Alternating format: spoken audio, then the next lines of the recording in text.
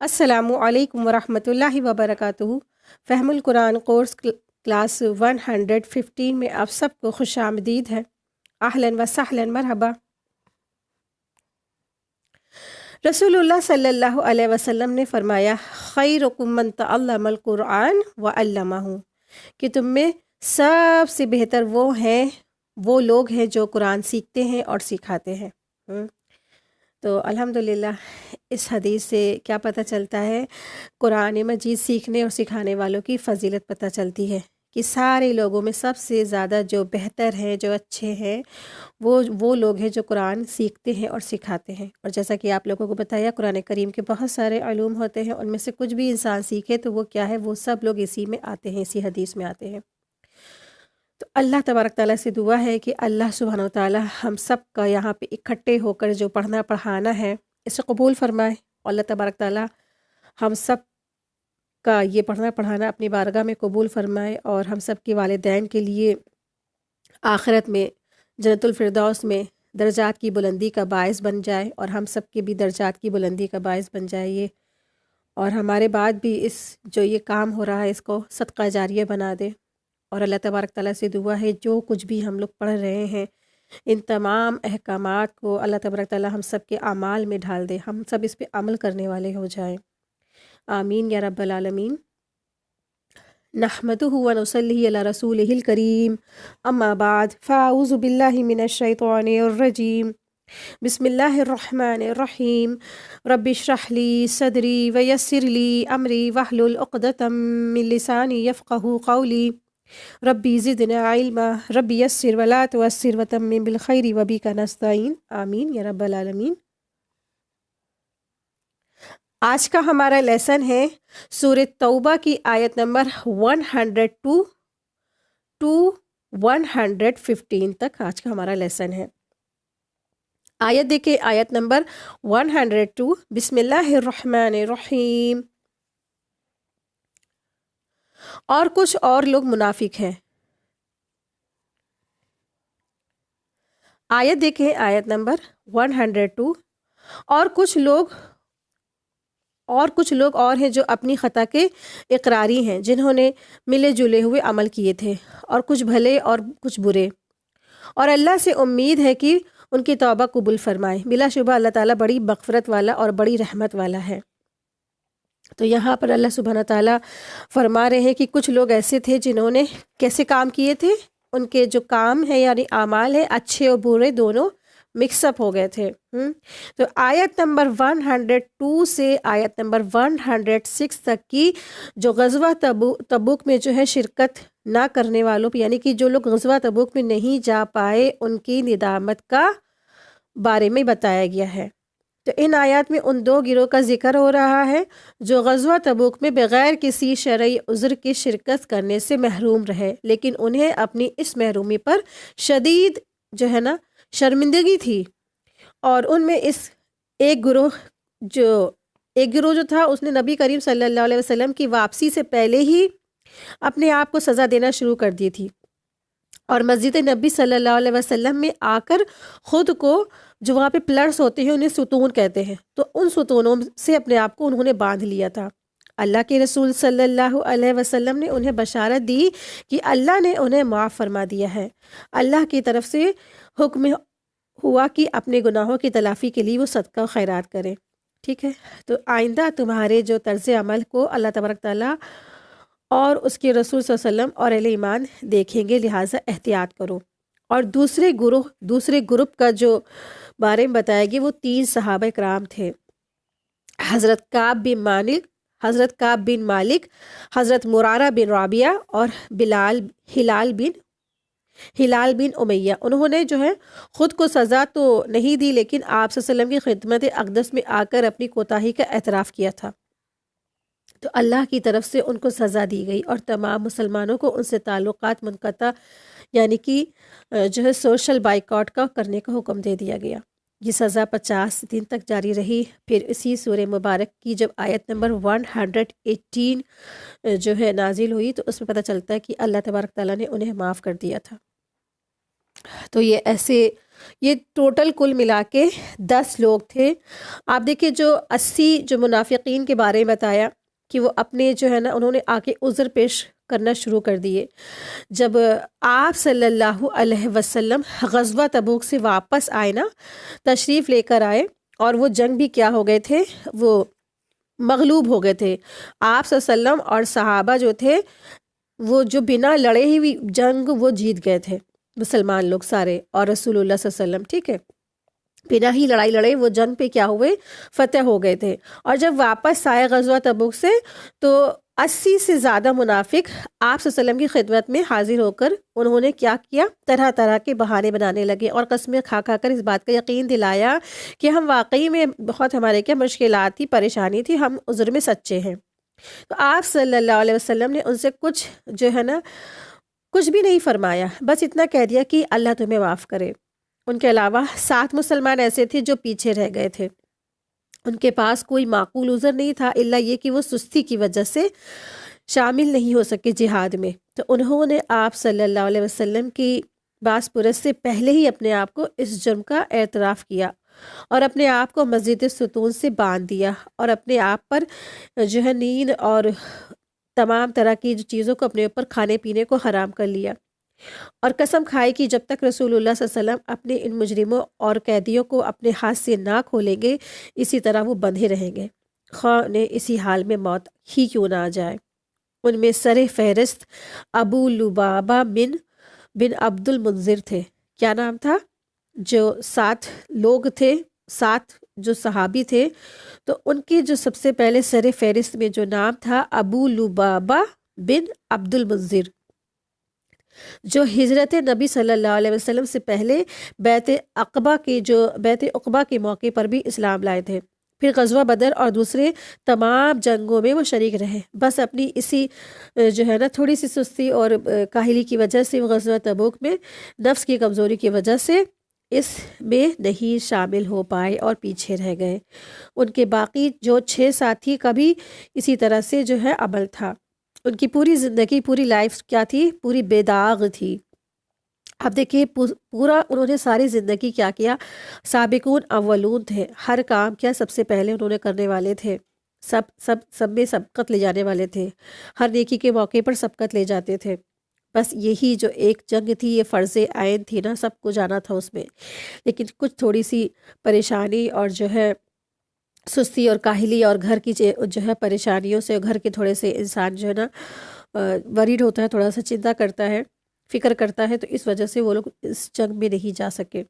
تو اتنی بڑی جو ہے ان کو اتنا زیادہ اس میں ندامت ہوا، اتنی شرمندگی ہوئی کہ ان لوگوں کا یہ حال دیکھ کر پھر آپ صلی اللہ علیہ وسلم نے فرمایا واللہ جب تک اللہ تعالیٰ حکم نہ دے میں انہیں کھول نہیں سکتا۔ چنانچہ کئی روز تک یہ لوگ آب و دانہ اور بے خواب ستون سے بندھے رہے، یعنی کہ کئی دن تک کی، 1 دن نہیں، 2 نہیں، تقریباً 5-6 دن تک کی وہ انہی ستونوں سے باندھے رہے، نہ کھانا، نہ پینا اور نہ ہی سونا۔ اب دیکھیے جب انسان ستون سے بندھا ہوگا تو کیا وہ سو سکتا ہے کیا؟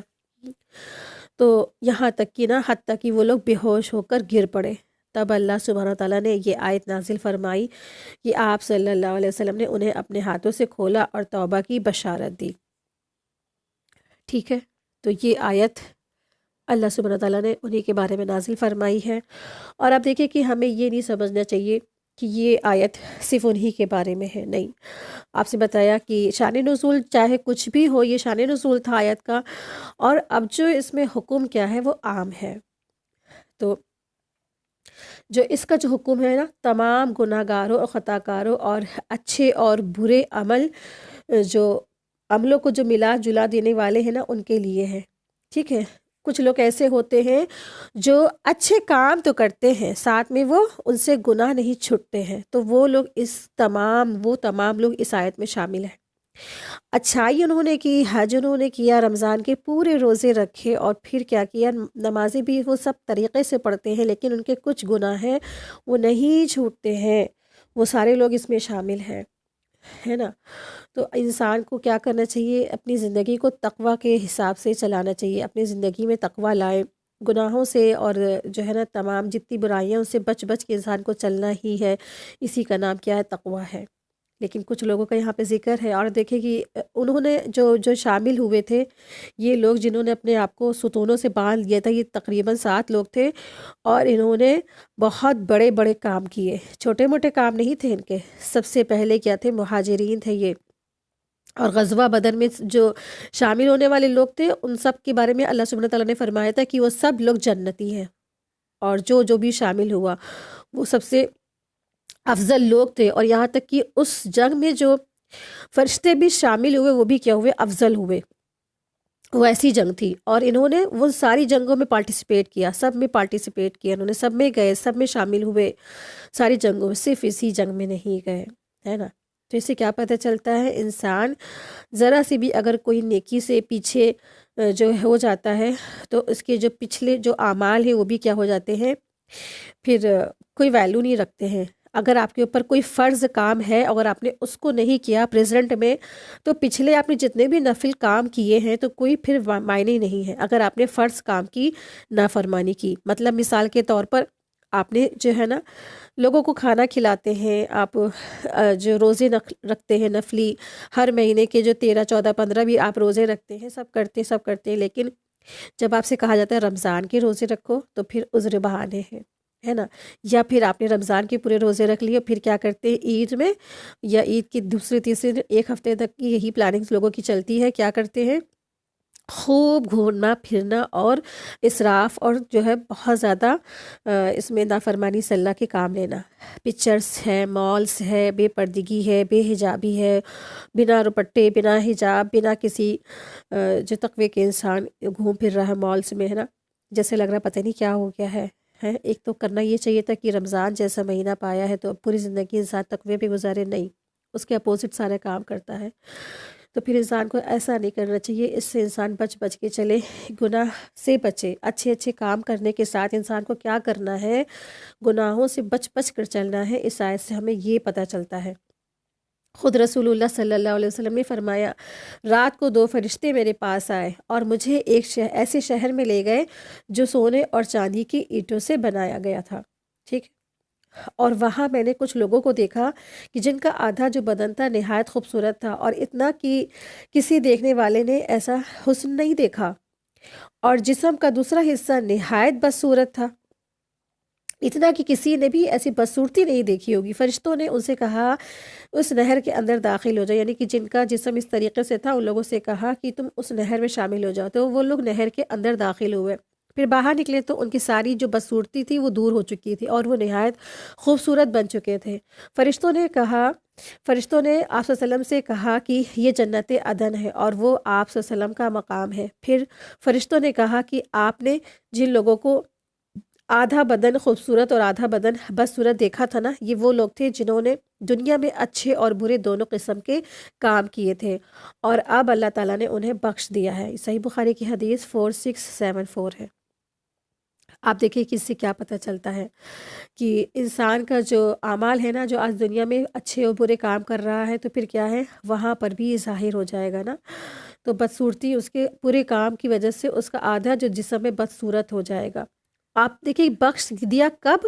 جب اس سے پتہ چلتا ہے کہ انہوں نے اللہ کی یہ نا آگے خوب شرمندگی کی ہوگی، خوب جو ہے نا جو ہے اللہ کے آگے توبہ کی ہوگی. ٹھیک ہے، دنیا میں ہی رہ کے انہوں نے خوب ندامت، خوب شرمندگی، خوب توبہ کی ہوگی، تو اللہ تعالیٰ نے ان کو بخش دیا ہوگا. تو انسان کو یہی چاہیے کہ انسان اچھائی کی طرف دوڑ لگائے، اچھے کاموں میں سبقت کرے،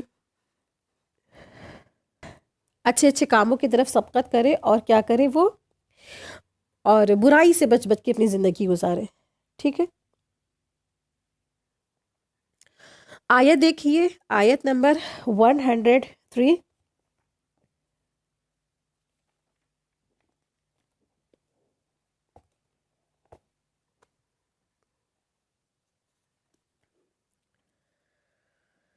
ان کے مالوں سے صدقہ لے لو، اس کے ساتھ تو انہیں پاک کر دو، اس کے ساتھ تو انہیں پاک کر دے گا اور انہیں صاف کر دے گا، اور ان کے لیے دعا کر، بے شک تیری دعا ان کے لیے باعث سکون ہے، اور اللہ تعالیٰ سب کچھ سننے والا اور سب کچھ جاننے والا ہے.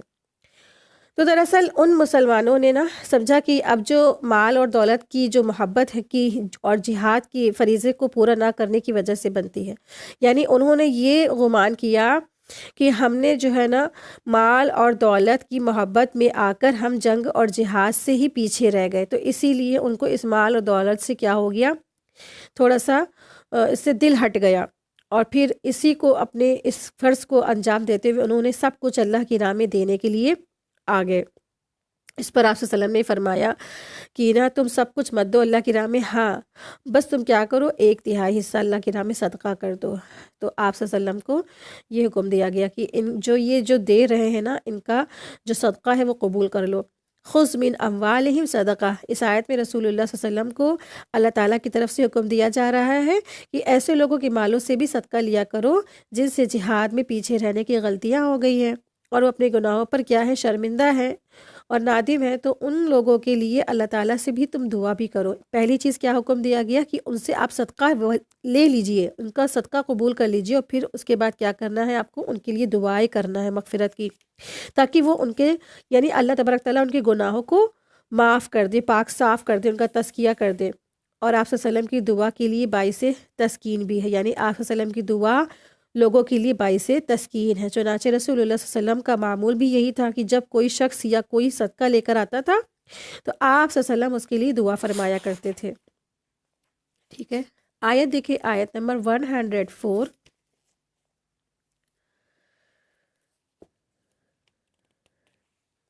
کیا ان کو یہ خبر نہیں کہ اللہ ہی اپنے بندوں کی توبہ قبول کرتا ہے اور وہی صدقات کو قبول فرماتا ہے، اور یہ کہ اللہ ہی تعالیٰ توبہ قبول کرنے میں اور رحمت کرنے میں کامل ہے۔ تو اس آیت میں بھی توبہ اور صدقے کی ترغیب دی گئی ہے، کیونکہ یہ دونوں چیز ایسی ہیں نا جو گناہوں کو مٹا دیتی، انسان کو پاک صاف کر دیتی ہیں۔ تو اللہ تعالیٰ نے یہاں یہ بھی فرمایا کہ جو اللہ تعالیٰ کی حضور توبہ کرتا ہے نا، اللہ اس کی توبہ قبول فرما لیتا ہے، اور جو انسان اللہ تعالیٰ کی راہ میں صدقہ کرتا ہے نا، یعنی کہ اللہ تعالیٰ کی راہ میں مال خرچ کرتا ہے لیکن وہ کیا کرتا ہے، حلال کمائی سے کرے، تو اللہ تعالیٰ اسے اپنے داہنے ہاتھ میں اٹھا کر اس طرح اس کو پرورش کرتا ہے کہ ایک کھجور کیا ہو جاتا ہے، احد پہاڑ کے برابر ہو جاتا ہے۔ لیکن ایسا نہیں کر سکتے کہ ہم صدقہ تو حلال کمائی سے دیتے، باقی ہمارے سارے جو ہے ضروریات حرام کمائی سے ہو، نہیں، ہمیں حرام کا ایک ایک لقمے سے بچنا ہے۔ آپ کو پتہ ہے جن کے پیٹوں میں حرام لقمہ چلا جاتا ہے وہ بدن جنت میں نہیں جا سکیں گے۔ بہت حرام سے بچنے کی ضرورت ہے۔ سب سے پہلے تو آپ دیکھیے قیامت کے دن تو سب سے پہلا ہی ایگزامنیشن جب آپ کا ہوگا نا، سارے انسانوں کا ایگزام ہوگا، تو ان سے سب سے پہلا یہی سوال ہوگا کہ تم نے مال کہاں سے کمایا اور کن کاموں میں لگایا، یعنی اگر تم نے مال کمایا بھی حلال تو کن کاموں میں لگایا، ایسا تو نہیں تم نے حرام حلال کچھ نہ دیکھا اور پھر اڑایا کھایا اور برباد کیا، تو اسراف سے تو کام نہیں لیا۔ تو مال کی سب سے پہلے پوچھ ہوگی، تو چاہے تھوڑا ہی لے، چاہے جو ہے نا حلال بالکل تھوڑا سا ہے، لیکن کیا ہے اس میں اللہ کی رضامندی ہے، اور اگر آپ دیکھیں ڈھیروں آ گیا، کروڑوں آ گیا، اربوں آ گیا، لیکن اس پہ اللہ کی رضامندی نہیں ہے، تو پھر وہ کیا ہے، اس کی وجہ سے انسان کیا ہو سکتا ہے، آخرت میں خسارے میں پڑ سکتا ہے۔ تو حلال کمائی کا کیا ہے، ایک ایک لقمہ سب کچھ کیا ہے اللہ کی راہ میں قبول کر لیا جاتا ہے۔ اگر انسان حلال کمائی سے ایک کھجور کا ایک دانہ بھی دیتا ہے نا اللہ کی راہ میں، تو اللہ تبارک تعالیٰ اسے کیا فرماتا ہے، اسے قبول فرماتا ہے، اس کی پرورش کرتا ہے، یہاں تک کہ وہ احد پہاڑ کے برابر ہو جاتا ہے۔ تو جب بندہ قیامت کے دن اللہ سے آخرت ملے گا، تو جو اس نے ایک کھجور کا جو صدقہ دیا تھا اس کو احد پہاڑ کے برابر اس کا اجر و ثواب دیا جائے گا۔ تو وہ تو کہے گا اللہ ہم نے تو ایک کھجور دی تھی اللہ آپ کے راستے میں، آج تو مجھے احد پہاڑ کے برابر مجھے اس کا جزا دی جا رہی ہے۔ تو اللہ تبارک تعالیٰ نے اس کی پرورش کی تھی نا، اس کو بڑھایا تھا، اس کو بڑھا کے اتنا زیادہ بڑھایا کہ وہ جو ہے احد پہاڑ کے برابر ہو گیا۔ احد پہاڑ آپ کبھی جائیے گا مدینے میں دیکھیے گا کتنا بڑا ہے، کتنا بڑا ہے، بہت بڑا ہے، چھوٹا موٹا نہیں ہے پہاڑ۔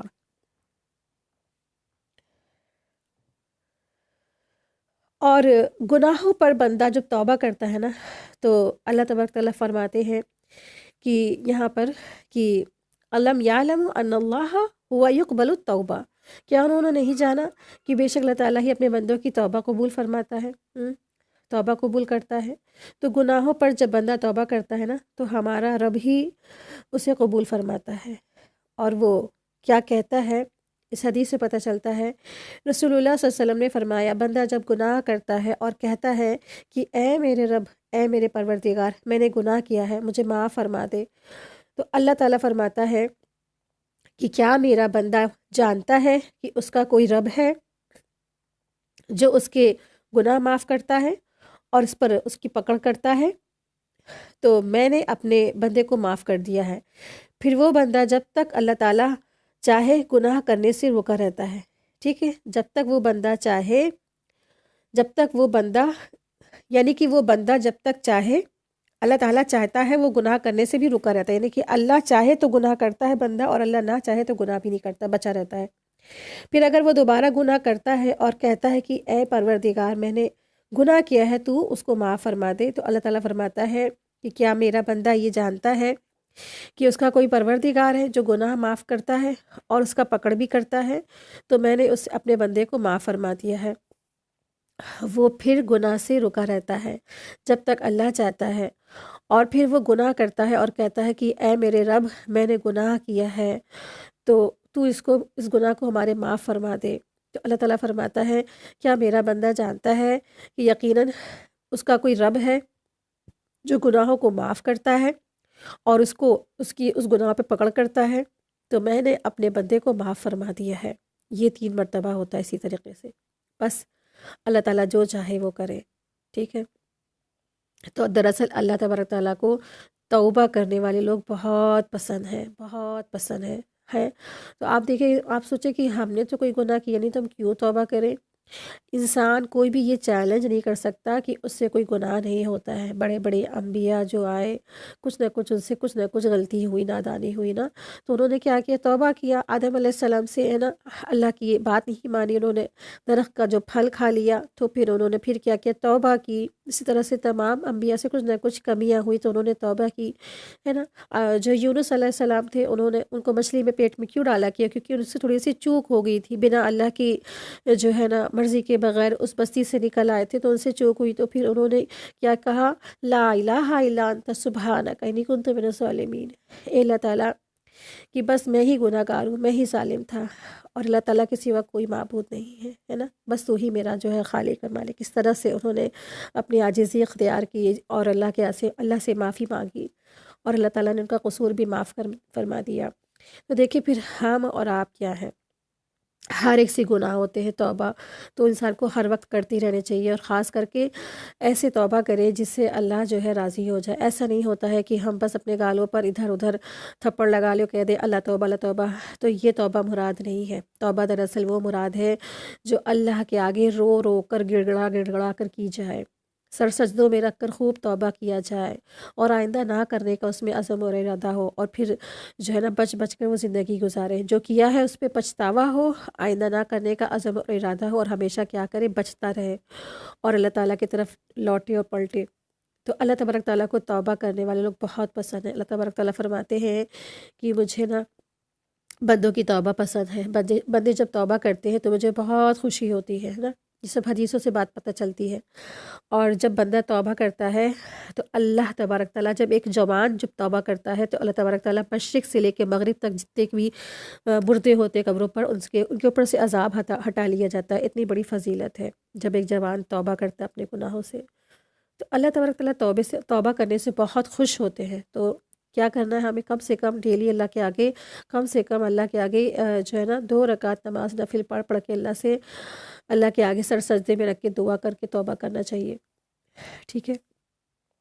تو توبہ کرنے سے کیا ہوتا ہے؟ اللہ تعالیٰ گناہوں کو معافی فرما دیتے ہیں۔ اور آپ دیکھیں کہ اللہ سے یہ بھی دعا کرتا رہے کہ اللہ تعالیٰ ہمیں گناہوں سے بچا، ہمارا جو ہے نا تزکیہ کر دے، ہمیں گناہوں سے بچا کے ہمیں زندگی گزار دے۔ جب تک اللہ تعالیٰ کی توفیق، اللہ تعالیٰ کا حکم نہیں ہوتا بندہ کو، توبہ جو ہے نا گناہ سے بھی وہ بچ نہیں سکتا ہے۔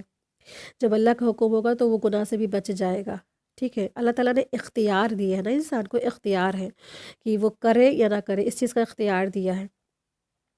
وَيَأْخُذَ الصَّدَقَاتِ، لوگوں کو چاہیے کہ توبہ کرے اور اللہ تعالیٰ کے راستے میں مال خرچ کرے۔ مال کا خرچ کرنا بھی دوزخ سے بچنے کا سبب بن جائے گا۔ رسول اللہ صلی اللہ علیہ وسلم نے فرمایا دوزخ سے بچو، خواہ کھجور کا ایک ٹکڑا ہی دے کر تم بچو، ٹھیک ہے۔ یہ صحیح بخاری کی حدیث 6033 اس کا نمبر ہے۔ آیت دیکھیں، آیت نمبر 105 ہے۔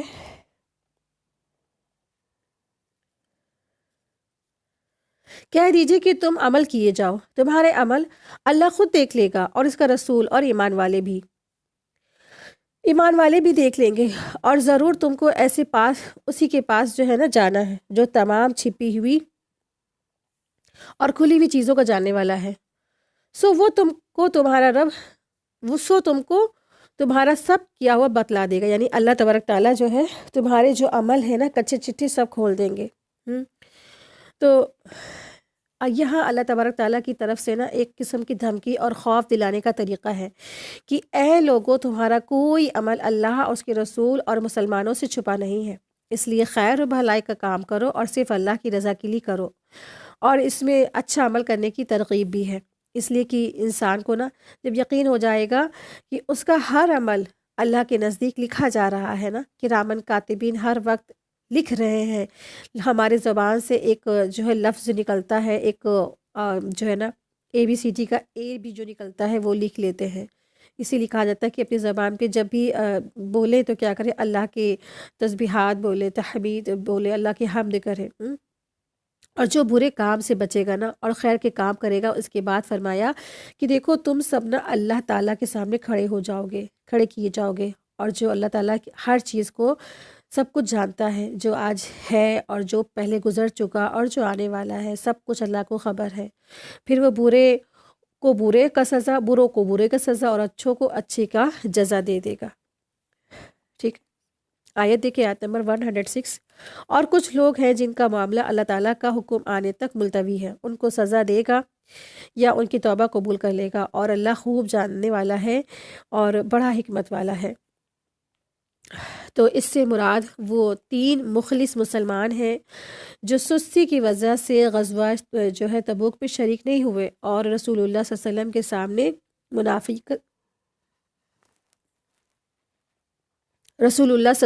سامنے منافقین کی طرح جھوٹا عذر پیش کر کے معافی بھی نہیں مانگی، اور ان کا معاملہ جو ہے نا کیا کیا گیا کہ ملتوی کر دیا گیا، پینڈنگ میں کر دیا گیا، اور رسول اللہ صلی اللہ علیہ وسلم نے ان سب کا جو ہے نا سوشل بائیکاٹ کر دیا، اور زمین ان پر تنگ ہو گئی۔ انہی کے بارے میں اللہ تبارک تعالیٰ نے فرمایا کہ وہ انہیں عذاب دے گا یا ان کی توبہ قبول کر لے گا، چنانچہ اللہ کی رحمت اس کے غضب پر غالب آ گئی، اور ان سب کی توبہ قبول ہوئی، جس کا ذکر انشاءاللہ ہم لوگ آگے کی جو آیت ہے نا جو ابھی اسی لیسن میں آئے گی 118 میں ان کے بارے میں ذکر ہے۔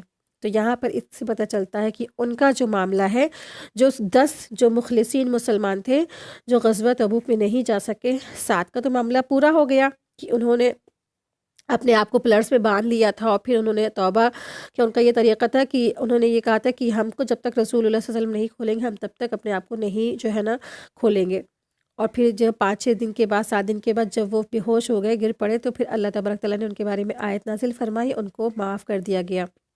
باقی بچے جو 3 لوگ تھے تو ان کے بارے میں کیا کیا گیا، معاملہ ملتوی کر دیا گیا، معاملہ اب کیا گیا، ابھی ان کا پینڈنگ میں رکھا گیا معاملہ۔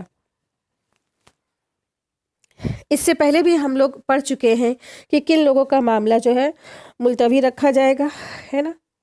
یاد آیا آپ لوگوں کو کچھ؟ سورہ اعراف میں پڑھا تھا نا ہم لوگ نے، جو اعراف نام کی دیوار تھی نا، اس کے اوپر کچھ لوگوں کے ایسے جو لوگ ہوں گے جن کا معاملہ پینڈنگ میں ہوگا، جن کے اعمال کیا تھے، اچھے بھی تھے نہ برے تھے، یعنی کہ بیلنس میں تھے، نیکی اور برائی کیا تھی، بیلنس میں تھی، برابر تھی، تو ان کا معاملہ بھی پینڈنگ میں۔ تو یہاں پر بھی ان جو مخلصین جو مسلمان تھے، آپ دیکھیے انہوں نے ایسا نہیں کہ انہوں نے بڑے بڑے گناہ کیے ہیں، بس تھوڑی سی سستی اور کاہلی کی وجہ سے وہ اس جنگ میں شامل نہیں ہو سکے، اور واقعی میں ان کے عذر بھی سچے تھے، لیکن پھر بھی ان کا معاملہ کیا ہوا، پینڈنگ میں کر دیا گیا۔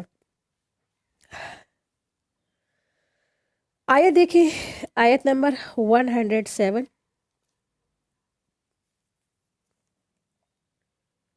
اور بعض ایسے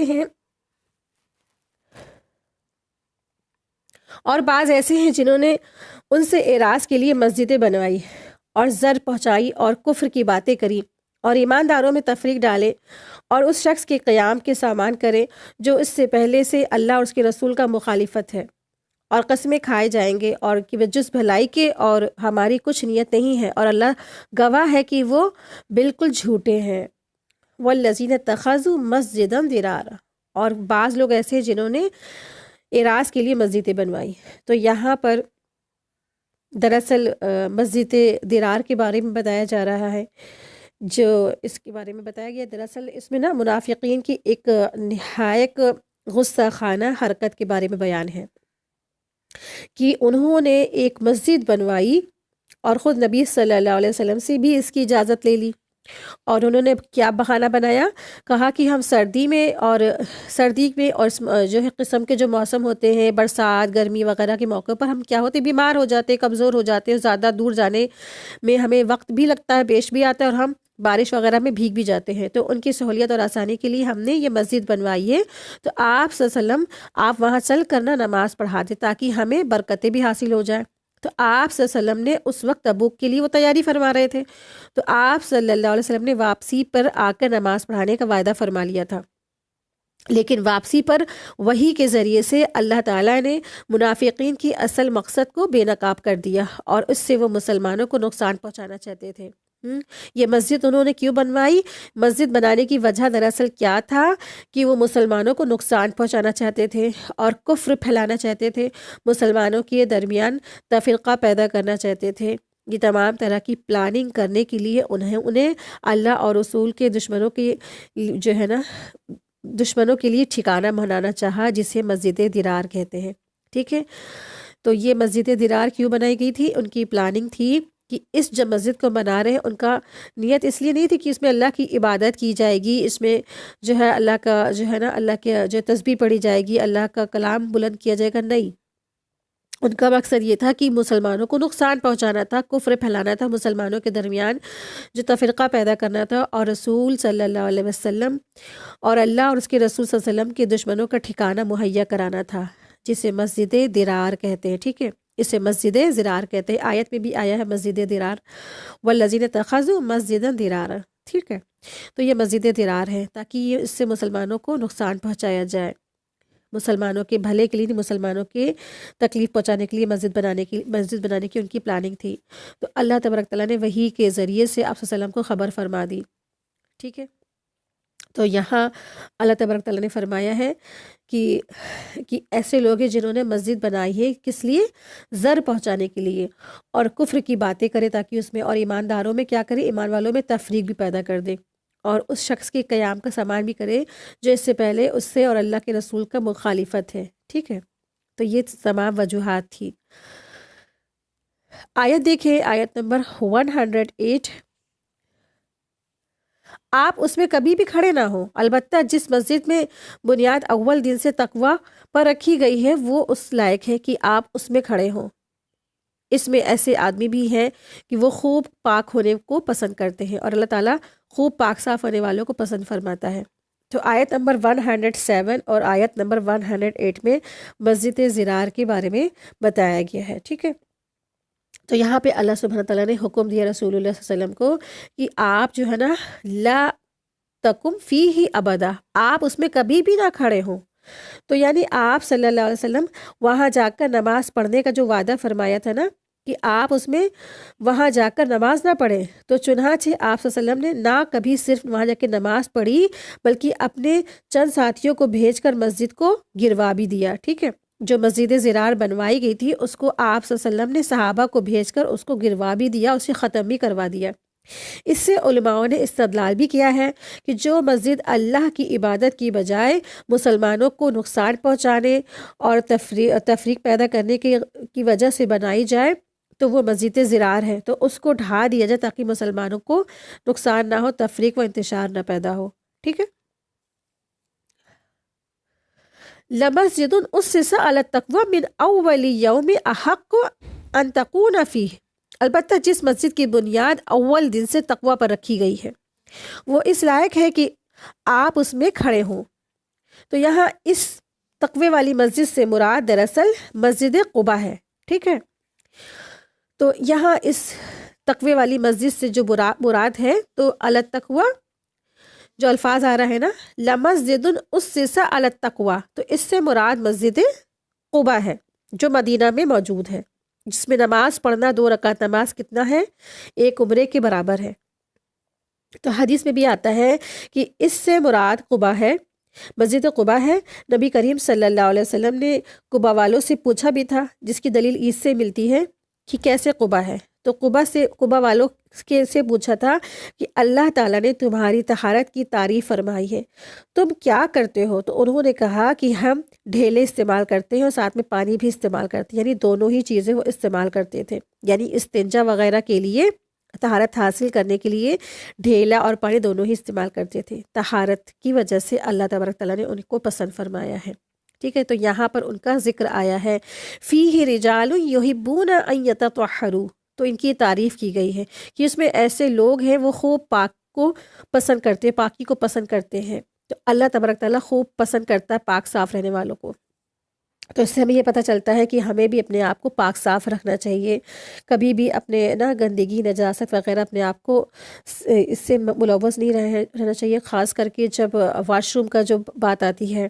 واش روم میں آپ دیکھیں کہ اکثر جو خواتین جیسے یورین کرتی ہیں فلش میں، تو پھر چھینٹیں اڑ کے جاتی ہیں نا، چھینٹیں اڑتی ہیں، تو ایسے احتیاط سے کریں کہ پیشاب کی چھینٹیں نہ پڑیں، اور اگر پڑ جائے تو پھر جتنا بھی آپ نے احتیاط کیا پھر بھی پڑ گئی تو اپنے جو ہے نا پیروں اور ٹانگوں کو دھو بھی لے، انسان صاف کر لے اور احتیاط رکھے، کیونکہ دیکھیں آپ کمرے میں جس کے اوپر عذاب ہو رہا تھا نا، تو وہ اس کی وجہ تھی کہ وہ پیشاب کی چھینٹوں سے بچتا نہیں تھا۔ لاگ بچنے کے بعد اگر پڑ جاتی ہے تو اس کو صاف کر لے، اور پھر اسی طرح سے جو اپنا جو ہے نا، جیسے کسی کے لیکوریا ہوتا ہے یا کوئی بیماری ہوتی ہے تو اس کی بھی صفائی وغیرہ کرے، کہ اگر کسی کے لیکوریا ہے تو اس کو چاہیے پھر ہر نماز سے پہلے اس کو چاہیے کہ وہ وضو کرے، وضو کر کے نماز پڑھے، تازہ وضو کر کے نماز پڑھے، اور جو نجاست گندگی وغیرہ اس کے جو مطلب کہ شلوار میں لگی ہے تو اس کو صاف کر لے، ٹیشو سے نا، ٹوائلٹ ٹیشو ہوتے ہیں ان سے صاف کر لے، صاف ستھرا کر کے اور نماز پڑھے۔ ہر بار تو انسان اپنی شلوار کو نہیں چینج کر سکتا ہے نا، تو بڑی زحمت ہو جائے گی، جس کی بیماری ہے وہ،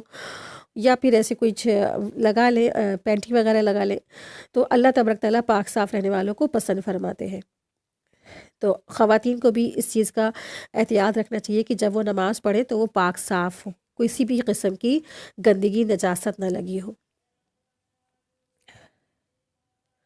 آیت دیکھیں، آیت نمبر 109، پھر آیا ایسا شخص بہتر ہے جس نے اپنی عمارت کی بنیاد اللہ سے ڈرنے پر اور اللہ کی خوشنودی پر رکھی ہو، یا وہ شخص کہ جس نے اپنی عمارت کی بنیاد کسی گھاٹی کے کنارے پر جو کہ گرنے ہی کیوں ہو تو رکھی ہو، پھر وہ اس کو لے کر آتش دوزخ میں گر پڑا، اور اللہ تعالیٰ ایسے ظالموں کو سمجھ نہیں دیتا ہے۔ تو اللہ سبحانہ تعالیٰ یہ فرما رہے ہیں کہ اس میں نا مومن اور منافقین کے عمل کی مثال بیان فرمائی ہے۔ تو مثالوں سے بات اللہ تبارک تعالیٰ سمجھاتے ہیں۔ تو ایک کی جو مومن ہے اس کی مثال اس نے کیا بتائی ہے، اس کی عمارت کی بنیاد اللہ کی جو ڈر ہے، تقوی ہے، اللہ کی خوشنودی ہے، ٹھیک ہے۔ اور ایک دوسرا شخص ہے جس نے جو اپنی جو ہے عمارت بنائی ہے، اس کی جو ایسی عمارت بنائی ہے جو اس طرح بنائی ہے کہ بالکل گھاٹی کے ایک دم کنارے پر ہو، اور وہ گھاٹی میں پھر بس کیا ہے، لگتا ہے جیسے ابھی گری اور تب گری نا۔ آپ نے دیکھی ہوگی عمارتیں جب بڑے بڑے پہاڑ جو ہوتے ہیں وہاں پہ جو مکان بنے ہوتے ہیں اور پھر وہاں پہ پہاڑ کھسکتے ہیں یا زلزلے آتے ہیں، تو کیسے وہ پہاڑ کے کنارے والا جو مکان ہوتا ہے بالکل ہی گر جاتا ہے نا، اٹھا جاتا ہے، بالکل نیچے آ جاتا ہے چھکنا شروع ہو کے۔ تو وہی عمارت ہے، اور پھر وہ جو اس نے ایسی عمارت بنوائی جو بس گرنے ہی کو ہے، اور پھر وہ اسے لے کر گری پڑے گا۔ یعنی کہ جس نے اللہ سے ڈر کے اپنی زندگی کی اپنی جو عمارت نہیں بنائی نا، زندگی کے اعمال کی عمارت بہترین نہیں بنائی، دکھاوے والی بنائی، تو پھر وہ دراصل کیا ہے، وہ کھوکھلی ہے اندر سے، وہ اندر سے کھوکھلی ہے۔ اس کا جو نتیجہ ہے، جو رزلٹ ہے، وہ کہاں جانے والا ہے، اس کو لے کے جہنم پہ لے کے جانے والا ہے۔ وہ تو ایک نہ ایک دن گر ہی جائے گی، دکھاوے کی ہے اس نے بنائی، دکھاوے کے لیے وہ ایمان لایا، دکھاوے کے لیے اس نے سب کچھ کیا، تو ایک نہ ایک دن اس کی دکھاوے کی جو عمارت ہے وہ ڈھہ جائے گی، گر جائے گی، اور اس کا وہ کہاں جائے گا ٹھکانہ، وہ اس کا ٹھکانہ تو بس جہنم میں ہونے والا ہے۔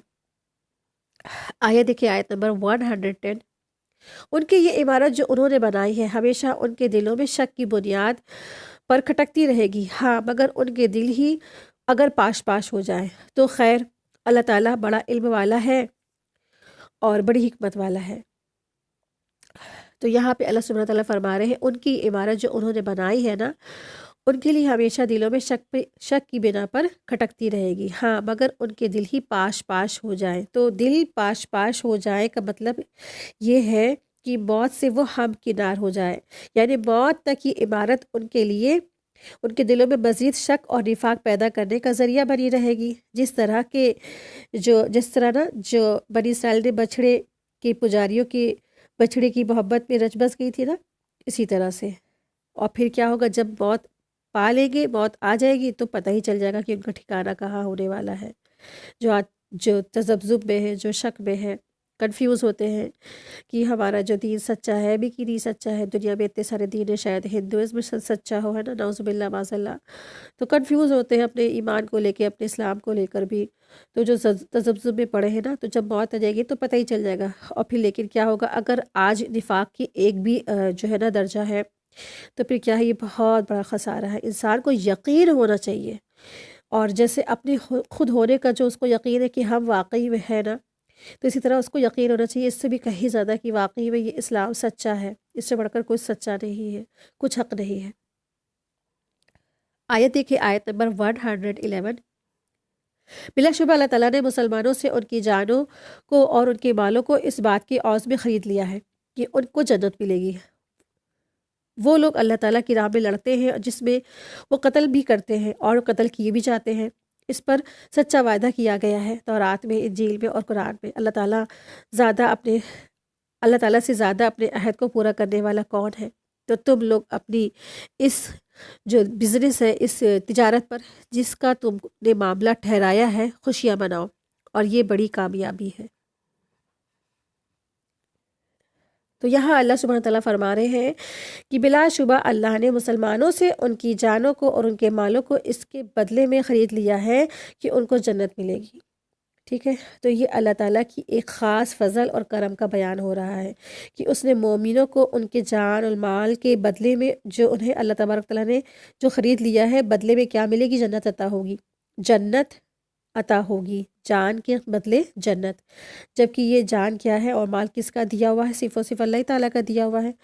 تو اللہ تبارک تعالیٰ تو بس مغفرت کے بہانے ڈھونڈتے ہیں نا، معاف کرنے کے بہانے ڈھونڈتے ہیں، درجات کی بلندی کے بہانے ڈھونڈتے ہیں۔ یہاں بھی اللہ تبارک تعالیٰ نے بہانہ ڈھونڈا ہے۔ لیکن جو مومن ہوتا ہے تو واقعی میں تو اس نے اپنی جان مال کا سودا کر رکھا ہے اللہ کے آگے۔ تو پھر جب مومن ہوتا ہے تو اس کی اپنی مرضی نہیں چلتی ہے۔ اس نے اگر سودا کیا ہے اللہ سے جنت کا، تو پھر یہ جان اس کی اب جان نہیں رہی، یہ جان، یہ مال سب کچھ اللہ ہی کا ہے۔ تو جب مالک وہی ہمارا ہے، ہماری جانوں کا، ہمارے مال کا، ہمارے گھروں کا، ہمارے اولاد کا، ہماری ہر چیز کا، تو ہم اپنی مرضی سے کیوں اس کو خرچ کرتے ہیں، ہے نا؟ یہ جان تو اس لیے دی اللہ تبارک تعالیٰ نے کہ اس کے حکم کے مطابق ہم اس دنیا میں لگائیں، کھپائیں۔ پھر ہم کیوں کہتے ہیں بڑے بڑے بولڈ اور بینر لے کے کہ میرا جسم میری مرضی، ہے نا؟ ہم ایسے نعرے لگاتے چلتے ہیں۔ تو پھر میرا جسم میری مرضی جس نے نعرے لگائے ہیں تو ان کا تو ٹھکانہ پھر جہنم میں ہونے والا ہے نا، کیونکہ ان کا جسم ہے، ان کی مرضی ہے، کیونکہ انہوں نے تو سودا کیا ہی نہیں جنت کا نا۔ جنہوں نے سودا کیا جنت کا تو ان کے لیے کیا ہے؟ خوشخبریاں ہیں، وہ خوشخبری منائیں گے، وہ اللہ کے آگے جو ہے نا اللہ کا شکر ادا کریں گے۔ اور آپ دیکھیے کہ نا کہ وہ جو مومن ہوتے ہیں اللہ کے آگے کیا ہے، انہوں نے سودا کر رکھا ہے، وہ لوگ اللہ کی راہ میں لڑتے ہیں، اور جس میں پھر کیا ہوتے ہیں، وہ قتل بھی ہوتے ہیں۔ تو لگتا ہے جیسے یہ قرآن نا ہر دور کے لیے نا لگتا ہے کیا شیور ہے۔ آپ دیکھیں کہ یہ آیت جیسے لگ رہا ہے آج کل کے بارے میں ہی مناظر ہے نا، شاہد ہے کہ آج کل جو ہو رہا ہے ہمارے سامنے حالات حاضرہ موجود ہیں۔ آپ دیکھیں فلسطین میں کتنے مسلمان مار دیے گئے، گاجر مولی کی طرح کاٹ دیے گئے، دیکھ دیکھ کے روح کانپ جاتی ہے کہ باپ بیٹے کے ٹکڑے بٹول رہا ہے، باپ اور ایک جو بچہ ہے باپ کے چھوٹے چھوٹے ٹکڑے اپنے بلڈنگ سے بٹول رہا ہے۔ ایسا منظر کبھی نہیں دیکھا، روح کانپ جاتی، روح کھڑی ہو جاتی ہے۔ تو پھر انہوں نے کیا کہ اللہ کے راہ میں انہوں نے جہاد کیا تھا، جنگ کیا تھا نا، اور پھر کیا ہوئے، خود بھی قتل ہو گئے، اور پھر یا تو وہ قتل کرتے یا تو پھر وہ قتل کیے جاتے ہیں نا۔ تو اب دیکھیں، اب جنہوں نے جو اس میں مارے گئے نا، اکثر آپ دیکھیں گے اکثر نیوز میں یہ بتا رہے ہیں کہ جو لوگ شہید ہوئے نا ان کے جسموں سے جنت کی خوشبو، جیسے ایک قسم کی خوشبو آ رہی ہے، ان کی مٹیوں سے خوشبو آ رہی ہے۔ لوگ ان کے جسموں پہ اپنے ہاتھ رگڑ رگڑ کے، جیسے عطر میں رگڑتا ہے نا، ایسے رگڑ رہے اپنے ہاتھوں میں خوشبو لے رہے، ایسی خوشبو ان کے جسموں سے آ رہی ہے۔ چہرے مسکراتے ہوئے جا رہے ہیں، مسکرا رہے ہیں، لوگ ہنس رہے ہیں، ہے نا. جو شہید ہوئے وہ ہنس رہے ہیں، مسکرا رہے ہیں. لیکن بہت جتنا بھی آپ لوگ بتائے نا، جتنا زیادہ ایمان ہوتا ہے نا، اس کی اتنی ہی آزمائش ہوتی ہے. فلسطین اور غزہ کے جو مسلمان ہوتے ہیں نا، تو ان کا ہائی لیول کا ایمان ہوتا ہے، ہائی لیول کی ان کی پھر آزمائش بھی ہوئی نا. آپ دیکھیں کہ کتنا ان کے پورے گھروں کو اجاڑ دیا گیا، پورا شہر ختم کر دیے گئے، نہ کھانے کو ہے نہ پینے کو ہے. اور آپ دیکھیں جب زخم لگا ہوتا ہے تو ٹریٹمنٹ کی بہت ضرورت ہوتی ہے. اس وقت اس زخم پہ علاج نہیں ملا، اینیتھیسیا کے انجیکشن تک نہیں لگے گئے، بنا جو ہے سن کیے، بنا بیہوش کیے کہ لوگوں کے آپریشن سڑکوں پہ ہو رہے ہیں.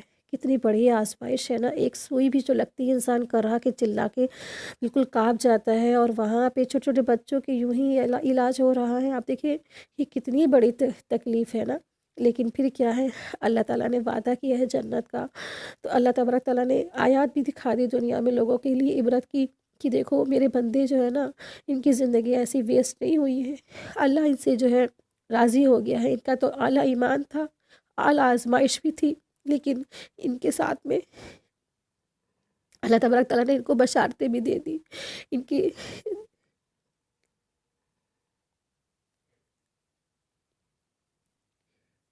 ان کی جسموں سے خوشبوئیں نکل رہی ہیں نا، ایسی مشک کی کہ کہیں ایسی کوئی مشک کی کوئی خوشبو جس نے سونگھی نہیں ہو. ایسے چہرے خوشنما نورانی کہ ہنستے ہوئے سب کے چہرے ہیں. اور وہی اپوزیشن جو بنی اسرائیل یعنی کہ اسرائیل جو ہے، ان کے جو سینک ختم ہوتے مرتے ہیں، ان کے ڈیپ فریزر میں ان کی لاشیں رکھی ہیں، اس کے باوجود ان کے جسموں سے ایسی گندی بدبو آ رہی کہ وہاں پہ سانس لینا بھی دوبھر ہو رہا ہے نا. تو سب کچھ سامنے اللہ تعالیٰ واضح کر کے چیزیں لے آتے ہیں. لیکن بس وہی ہے کہ انسان کہ تب بھی سب کچھ جانتے بوجھتے پھر بھی لوگ اسی طرف گناہ کی طرف چلے جاتے ہیں نا. تو عبرت لینی چاہیے ہم لوگوں کو. ہر وقت اللہ تعالیٰ کی آیات ہمارے سامنے کہیں نہ کہیں یہ سب جو ہے نا ہمارے سامنے مشاہدہ ہوتا ہے سب چیزوں کا. تو ہمیں سب چیزوں پہ غور کرنا چاہیے کہ واقعی میں جنہوں نے اپنی جان مال اللہ تعالیٰ کی راہ میں لگا دیے، تو پھر اللہ تعالیٰ نے تو اپنا وعدہ سچا کر دیا نا. اور یہ ایسا نہیں کہ یہ قرآن میں ہے، اس سے پہلے بھی جو تھا یہ تورات میں ہے، انجیل میں ہے، اور یہی جو حکم ہے اب قرآن میں بھی ہے. ٹھیک ہے کہ اس نے اپنے وعدے کو سچا کر دیا. تورات اور انجیل میں اور قرآن میں اور اللہ تبارک تعالیٰ نے سب سے زیادہ جو وعدہ کیا ہے، اور اپنے عہد کو کون پورا کرنے والا، اللہ سے بڑھ کر، اللہ سے زیادہ بڑھ کر اللہ کے جو عہد کو کون پورا کر سکتا ہے نا. یعنی دیکھیں کہ اللہ نے جو عہد کیا اس کو پورا کیا ہے. یہ اسی سودے کی تائید ہے کہ اللہ تعالیٰ نے یہ سچا وعدہ پچھلی کتابوں میں بھی کیا ہے اور قرآن میں بھی کیا ہے. اور اللہ سے بڑھ کر جو کون ہے جو وعدہ پورا کر سکتا ہے نا. اللہ سے تو بڑھ کے کوئی ہے ہی نہیں جو اللہ کا جو وعدہ ہے وہ پورا کرے. یعنی وعدہ پورا کرنے میں اللہ سے بڑھ کر کوئی سچا نہیں ہے. ٹھیک ہے، تو اللہ اپنے وعدے میں سب سے بڑھ کر وعدے کو پورا کرنے والا ہے. تو آپ دیکھیں اپنی جان، اپنی مال، اپنا وقت سب کچھ اللہ تعالیٰ کی راہ میں لگا دیں. دراصل یہی کیا ہے، یہی انسان کیا ہے، وہ کامیاب ہونے والے ہیں.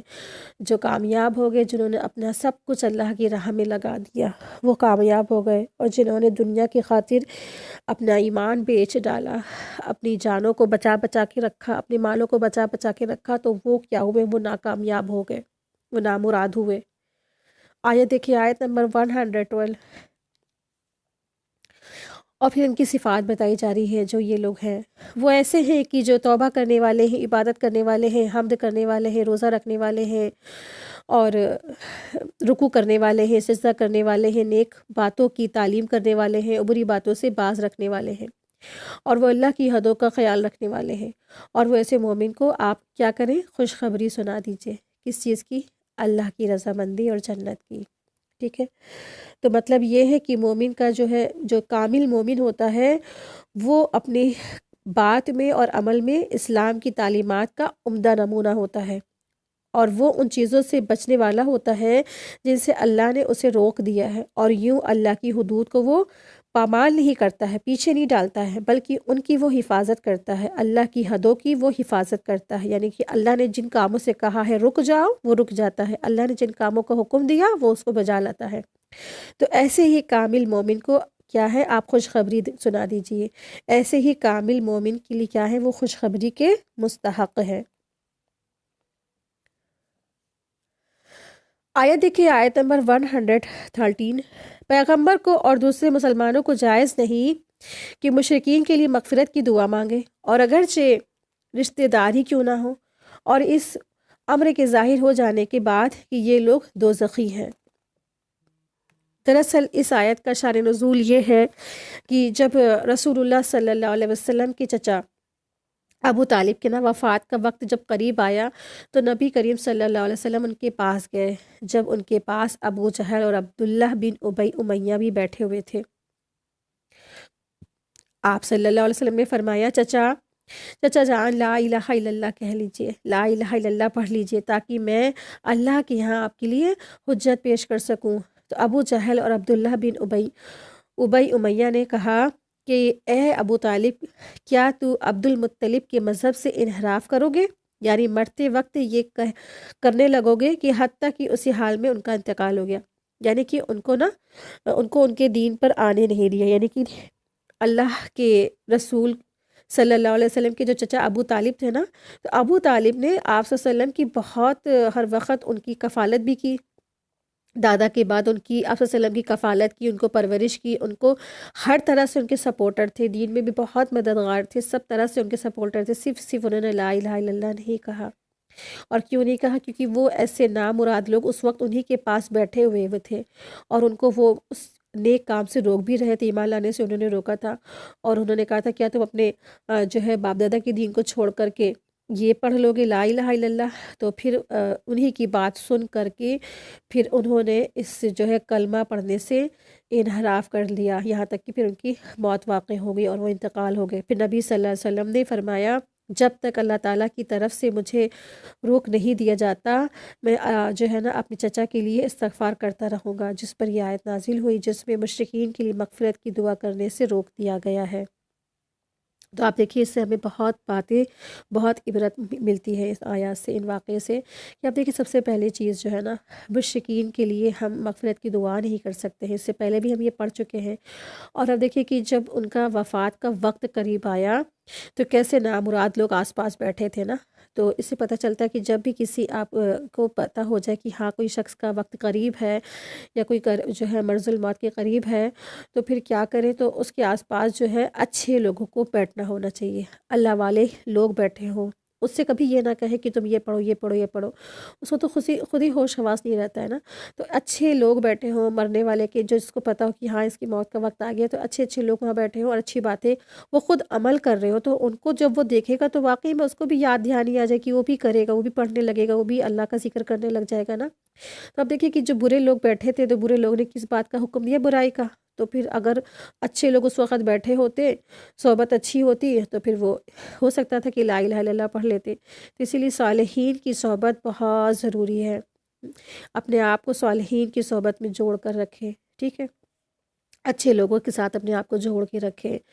تو یہ جو کفار تھے، منافقین تھے، یہ سب کے سب ان کے پاس بیٹھے ہوئے تھے، اور پھر انہوں نے ان کو روک دیا، تو اس لیے پھر انہوں نے کلمہ نہیں پڑھا، اور پھر کلمہ نہیں پڑھا تو پھر کیا ہوا؟ ان کا جو موت ہوئی تو کفر پہ ہوئی، تو ان کو جو ہے ابو جو طالب ہیں ان کو جہنم میں سب سے ہلکا عذاب دیا جائے گا۔ کیوں؟ اس وجہ سے کیونکہ انہوں نے اللہ کے رسول صلی اللہ علیہ وسلم کی بہت سپورٹ کیا، دین میں ان کے بہت مددگار تھے، بہت سپورٹر تھے، سب طرف سے ان کی مدد کی، تو اسی لیے ان کو سب سے ہلکا عذاب دیا جائے گا۔ ان کو جہنم میں جو ہے نا آگ کے جوتے پہنا دیے جائیں گے، آگ کے شوز پہنا دیے جائیں گے، جن کی وجہ سے ان کا دماغ ایسے کھولے گا جیسے پتیلی میں آلو کو ابلتے دیکھا ہے نا، بوائل ہوتے ہوئے، یا ایگ جو ہوتے ہیں پتیلی میں پڑے ہوتے پھر وہ بوائل ہوتے ہیں نا، ایسے اڑ اڑ کے ابل رہے ہوتے ہیں، تو ایسے ان کا دماغ بھی ابلے گا۔ اللہ تبارک تعالیٰ سے دعا ہے اللہ تبارک تعالیٰ ہم سب کو جہنم سے بچائے۔ آپ دیکھیں کہ نیکی کرنا انسان کو تب فائدہ دیتی ہے جب اس نے کیا کیا ہو؟ ایمان لائے ہو۔ تو ایمان دراصل کیا ہے؟ عمل صالحات قبول ہونے کی پہلی شرط ہے۔ ایمان نہیں، عمل صالحات قبول نہیں۔ نبی کی پرورش بھی کرنا کوئی کام نہیں آیا، نبی کا ساتھ دینا بھی کوئی کام نہیں آیا، کیونکہ لا الہ الا اللہ نہیں پڑھ رہا تھا، ہے نا۔ اور پھر آپ دیکھیے دوسری چیز کی آپ صلی اللہ علیہ وسلم نے فرمایا کہ جب تک اللہ تبارک تعالیٰ نہیں ان کو معاف کرتے میں تب تک استغفار کرتا رہوں گا۔ تو آپ دیکھیے کہ چاہے جتنا بھی انسان کے کتنا بھی قریبی ہو، جتنا بھی عزیزی ہو، جتنا بھی چاہنے والا ہو، جتنا بھی محبت کرنے والا ہے، اگر اس نے ایمان نہیں لایا اور وہ کافر ہے تو پھر کیا ہے، ان کے لیے ہم دعا بھی نہیں کر سکتے ہیں۔ آیت دیکھیں، آیت نمبر 114۔ اور ابراہیم علیہ السلام کا اپنے باپ کے لیے اور ابراہیم علیہ السلام کا اپنے باپ کے لیے دعائے مغفرت مانگنا وہ صرف وعدے کے سبب سے تھا جو انہوں نے اس سے وعدہ کر لیا تھا۔ پھر جب ان پر یہ بات ظاہر ہو گئی کہ وہ اللہ کا دشمن ہے تو وہ اس سے محض بے تعلق ہو گئے۔ واقعی میں ابراہیم علیہ السلام بڑے نرم دل اور بردبار تھے۔ تو یعنی حضرت ابراہیم علیہ السلام پر بھی جب یہ بات واضح ہو گئی کہ میرا رب اللہ کا دشمن ہے اور جہنمی ہے تو انہوں نے اس سے اظہار برات کر دیا اور اس کے بعد مغفرت کی دعا مانگی ان کی، ٹھیک ہے۔ تو ابراہیم علیہ السلام کے بارے میں یہاں بتایا جا رہا ہے۔ آپ دیکھیں کہ جب جو ہے نا آپ صلی اللہ علیہ وسلم کو اپنے چچا کے بارے میں استغفار کرنے سے روکا تو بعض مسلمانوں کو یہ شبہ ہوا کہ حضرت ابراہیم علیہ السلام نے بھی تو اپنے کافر باپ کے لیے دعا کی تھی۔ تو اس کے جواب میں آیت نازل ہوئی، آیت نمبر 114، جس میں کہا گیا کہ جب ان کو علم نہیں تھا نا تب انہوں نے اپنے والد کے لیے دعا کی اور مغفرت کی دعا کی۔ شروع میں جب تک ابراہیم علیہ السلام کو یہ معلوم نہیں تھا کہ آخر جو ہے نا ان کے باپ ایک جو ہے کافر ہے، کفر پر ہی وہ قائم رہیں گے اور اسی پر وہ مریں گے اور وہ دوزخی ہو جائیں گے، تو ان کا دوزخی ہونا یقینی بھی نہیں تھا۔ اس وقت انہوں نے ان سے وعدہ کیا تھا کہ اے ابا جان، میں آپ کے لیے دعائیں مغفرت کرتا رہوں گا، جب ان کو ان کے شہر سے نکالا جا رہا تھا تو انہوں نے ان سے وعدہ کیا تھا کہ اے میرے ابا، میں آپ کے لیے مغفرت کی دعا کرتا رہوں گا۔ پھر جب ابراہیم علیہ السلام سے یہ بات واضح ہو گئی نا، اللہ تبارک تعالیٰ نے ان کو واضح فرما دیا کہ یہ جو تمہارا باپ آزر ہے یہ تو اسلام کا دشمن ہے، اللہ کا دشمن ہے، یعنی کفر پر ہی اس کا خاتمہ ہوا ہے۔ تو انہوں نے ان سے بے تعلقی اختیار کی اور استغفار بھی کرنا ان کے لیے چھوڑ دیا اور دعا کی مجھے قیامت کے جو ہے دن اللہ تعالیٰ میرے والد کی وجہ سے مجھے رسوا بھی مت کیجیے گا، ٹھیک ہے۔ تو یہ دراصل بات ہوئی۔ تو اس سے پتہ چلتا ہے کہ ابراہیم علیہ السلام نے اپنے والد کے لیے اس وقت دعا کی جب تک ان کے پاس جو ہے نا واضح حکم نہیں آ گیا تھا۔ جب واضح حکم آ گیا اللہ تبارک تعالیٰ کا تو فوراً وہ اس سے رک گئے، ٹھیک ہے۔ آیت نمبر 115 دیکھیں۔ اور اللہ ایسا نہیں کرتا کہ کسی قوم کو ہدایت کر کے بعد میں گمراہ کر دے جب تک کہ ان چیزوں کو صاف صاف نہ بتا دے جن سے وہ بچے۔ بے شک اللہ تعالیٰ ہر چیز کو خوب جانتا ہے۔ تو یعنی جب اللہ تبارک تعالیٰ نے مشرکین کے حق میں مغفرت کی دعا کرنے سے روک دیا تو بعض صحابہ کو جنہوں نے ایسا کیا تھا نا، یہ اندیشہ ہوا کہ ایسا کر کے انہوں نے گمراہی کا کام تو نہیں کر دیا۔ تو اللہ تعالیٰ نے فرمایا کہ اللہ تعالیٰ جب تک بچنے کے کاموں کی وضاحت یعنی ایکسپلینیشن نہیں فرما دیتا اس وقت تک پکڑ نہیں ہوتی ہے، اسے گمراہی قرار نہیں دیا جاتا ہے۔ البتہ جب ان کاموں سے نہیں بچتا ہے جن سے روکا جا چکا ہے، پورا وضاحت سے بات بتا دی گئی، تفصیل سے بات بتا دی گئی، تو پھر اللہ تعالیٰ اسے گمراہ کر دیتا ہے۔ اس لیے جن لوگوں نے نا اس حکم سے پہلے اپنے فوت شدہ مشرک رشتہ داروں کے لیے مغفرت کی دعا کی ہے نا، تو ان کا کوئی بھی پکڑ نہیں ہوگا، ان کا کوئی بھی مواخذہ نہیں ہوگا، کیونکہ انہیں اس مسئلے کا اس وقت علم ہی نہیں تھا۔ جب واضح بات ہو گئی، واضح آیات نازل ہو گئی اور واضح حکم نازل ہو گیا، اب اس کے بعد اگر کوئی ایسا کرتا ہے تو پھر اس کی پکڑ ہے، ٹھیک ہے۔ تو علم سے پہلے جب انسان لا علمی میں کوئی کام کرتا ہے تو اس کو معاف کر دیا جاتا ہے، لیکن جب اس کے پاس علم آ گیا، واضح احکامات آ گئے، اس کے بعد بھی جب وہ اس سے نہیں رکتا ہے تو پھر کیا اس کی پکڑ ہو سکتی ہے۔ اسی وجہ سے آج لوگ جو ہے لاکھوں لوگ کیا کروڑوں لوگ اسی قرآن مجید سے دور ہیں۔ وہ کہتے ہیں ان کو زبردست فتنہ اندر سے ڈالا گیا ہے، شبہ ڈال دیا گیا شیطان کی طرف سے، اللہ عالم کس وجہ سے، کہ وہ کہتے ہیں کہ ہم نا زیادہ پڑھ لیں گے تو ہمیں ماننا پڑ جائے گا۔ یہ ان کا بہانہ ہے قرآن اور سنت سے دور رہنے کا۔ تو دیکھیے سب سے بڑا یہ بات ہے کہ اللہ تبارک تعالیٰ تو سب سے پہلے ہی پوچھے گا تم نے جوانی کن کاموں میں گزاری اور جو ہے اپنے جو ہے جوانی کن چیزوں میں تم نے گزاری، اور علم کے لیے تم نے کیا کوششیں کی ہے نا. تو علم حاصل کرنا تو ہر مسلمان پر فرض ہے، ہر مسلمان عورت اور مرد دونوں پہ فرض کر دیا گیا. تو جب علم جاننے کی اس نے کوشش نہیں کی، جب اس نے جانا نہیں، لا علمی میں وہ اس نے لا علمی میں ان ایجوکیٹڈ ہونے میں اس نے اپنی خیر بھلائی سمجھی، تو یہ اس کی بہت بڑی غلط فہمی ہے. ٹھیک ہے. انسان کو جب معلوم ہوتا ہے نا، تو جب آپ دیکھیں اللہ کی آیات سے جب گزرتا ہے تو اللہ کی آیات جب دلوں میں اترتی ہے تو انسان کی کیا ہوتی ہے، دلوں کی صفائی ہوتی ہے، تقویٰ آتا ہے، ڈر پیدا ہوتا ہے، انسان کی اصلاح ہوتی چلی جاتی ہے. لیکن یہ بھی نہیں سوچنا چاہیے کہ اگر ہم نہیں پڑھیں گے تو ہم کاش ہم نے نہ پڑھا ہوتا تو ہم جو ہے تو ہم بچ جاتے، چھوٹ جاتے. تو یہ سب سے بڑی غلط فہمی ہے. تو جان لینے میں اللہ کا شکر ادا کیا کریں. اللہ تعالیٰ آپ کا لاکھ لاکھ شکر ہے کہ ہمیں یہ معلوم ہو گیا. اس سے پہلے تو ہم لا علم تھے، اب آئندہ سے ہم نہیں کریں گے انشاءاللہ، اور اوروں کو بھی بتانے کی کوشش کریں گے. اللہ کا ہمیشہ شکر گزار رہیں کہ اللہ تعالیٰ آپ نے ہمیں جو علم دیا ہے، اللہ آپ کا لاکھ لاکھ شکر ہے. اسی کے ساتھ ہی آج کی ہماری کلاس مکمل ہوئی. وآخر دعوانا ان الحمدللہ رب العالمین. سبحانک اللہم و بحمدک اشہد ان لا الہ الا انت استغفرک و اتوب الیک. السلام علیکم ورحمۃ اللہ وبرکاتہ. جزاکم اللہ خیرا کثیرا.